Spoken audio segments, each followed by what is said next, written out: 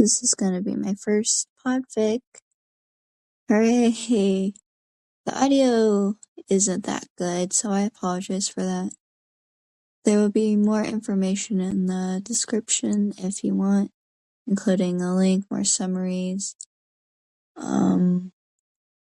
This fic, you definitely want to check the tags and trigger warnings. With that, I hope you enjoy.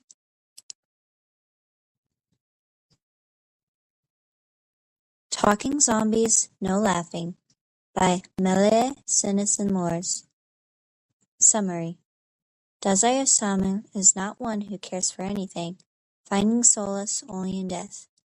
However, after finding the body of his very much murdered doctor-turned-boss, Dazai becomes curious. He decides to stick around for a while to figure out who committed such a crime.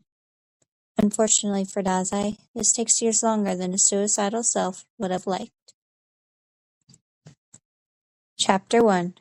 This is more like a prologue.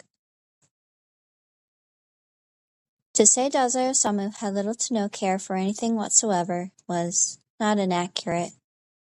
The complex emotions people feel was an experience he had yet to partake in throughout his 14 years of life. Pain seemed to be his only solace, yet Dazai found that it really made no difference. He still couldn't feel. Not when his parents began to crumble apart and away. Not when he made his first few attempts at slashing his wrists. Not when he ran away and jumped in a river. And certainly not when that sketchy doctor found him. Everything meant nothing. To him, and really to anyone. The only difference that was his lack of anything to live for. Part of him, he supposed, had just the slightest hope that Mori in this underground clinic could show him something different. It didn't. And now he is left rotting away once again with the numb itch to just end. The click of the door registers in Dazai's mind, nearly shaking clear all of his painstakingly sorted thoughts. Knowing only Mori, and perhaps his human doll Elise, if one were to count her, would be the one to enter this room, especially without knocking, Dazai doesn't shift his thoughts and continues on his numb pondering. Unfortunately, as Dazai has come to learn the past month, Mori Ogai is sadistic. Physically, yes, but more so in the mental games he conducts to rip open every part of a person with any chance he gets. So Mori comes to stand next to Dazai, who lays motionless on the narrow clinic bed, as if he were still strapped in cuffs, and wading through dull operations. Dazai-kun, Mori purrs with that off-putting voice of his. Dazai doesn't react. I'll be needing a helping hand today, for my regular, and since you're free, you'll make a perfect standby, he rattles out, his tone carrying a smirk Dazai is sure rests on his fake face. Dazai barely shifts his head to catch his eye on the doctor. Indeed, there was a smirk so soft yet malicious that many a man was sure to have broken apart underneath it. Dazai doesn't so much as blink. But that sounds boring, he replies in a monotone voice. Dazai has already come to terms with his unusual thoughts over the years. They aren't like those of any other he's met, it's obvious.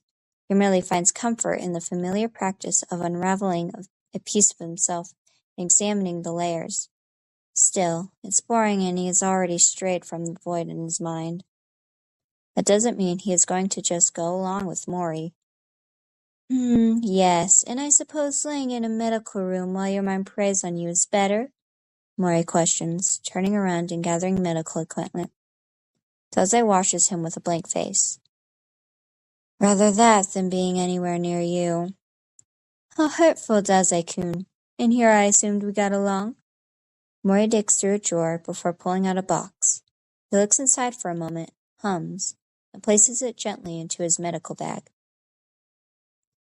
I'm the one who's hurt if you really think we get along in the slightest, Mori-san, Dazai says slowly, finally sitting up on the uncomfortable mattress and hanging his legs off the side. I don't like doctors, and you don't like threats to yourself. The doctor doesn't pause until he puts the last of his things in the bag, including several papers that catch Dazai's attention.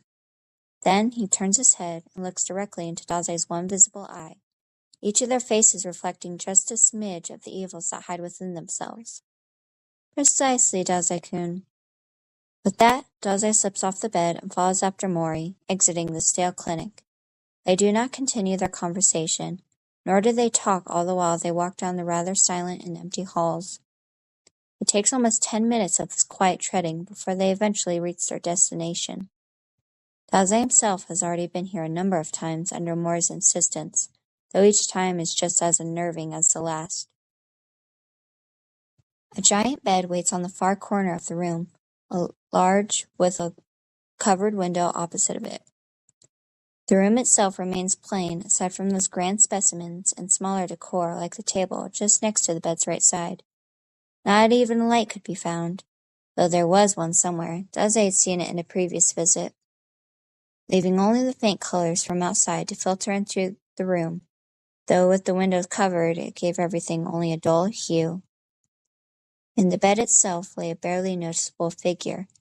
It always amazes Dazai when he sees the man lying there, prone to the care and untrustworthy doctor provides. Though, Dazai supposes, it is likely that he will never get better with the level of deterioration his body and mind have experienced. The old man can't function at all, and is barely able to ramble out his orders when he does manage to speak. All this being said, Dazai can see why Mori chooses his next course of action. "How are you feeling, leader?" the doctor asks sweetly, while pulling out a set of gloves, slipping them onto his hands. Dazai stands off to the side, watching with apathy as Mori comes to the side of the old man, his boss and the boss of the whole port mafia, a man who, it seems, is able to speak today. "Doctor," the crippled man rasped out, "tell the subordinates to purge before the sun sets. All those who defy the port mafia, whether it's those who oppose the organization or the police, must all be killed." Dazai wonders if the man truly means it or not. After all, making such stupid orders like these takes the mind of a fool. Yokohama wouldn't be able to stand for much longer. That is unreasonable. The doctor's tone changes to that of an icy coldness, cutting off Dazai's thoughts completely. Mori hovers over the bed, and though Dazai can only see his back, he can only imagine the blank face he must have. "It doesn't matter how many people we lose. Kill," the boss interrupts, obviously lacking any real awareness of Mori's demeanor. "My order is to kill." Mori is silent for a moment. Everything is. Then he lifts his right arm, saying quite lowly, "I understand, leader." With that cold voice, Mori holds out a scalpel, and Dazai is left watching the simple action of the blade sliding across the Port Mafia boss's throat. Blood sprays quickly all across the bed and onto the doctor, though it lasts for but a second. Everything is covered in red now, as if always there even before this moment. The scalpel is tossed to the floor with a sharp ting, Mori pulling off his gloves soon after. Dazai remains as still and silent as he has been the entire time, face still remarkably empty as Mori continues to speak out loud. "The leader unfortunately passed away due to illness. His last testament was to have me assume the position as the Mafia's next boss," he states, finally turning around after what only feels like a few seconds. There is blood on his face, Dazai notes. Mori stares at him with bright eyes, all other form of expression gone from it completely. "And you were witness to that, understood?" "Yes, boss." "How annoying."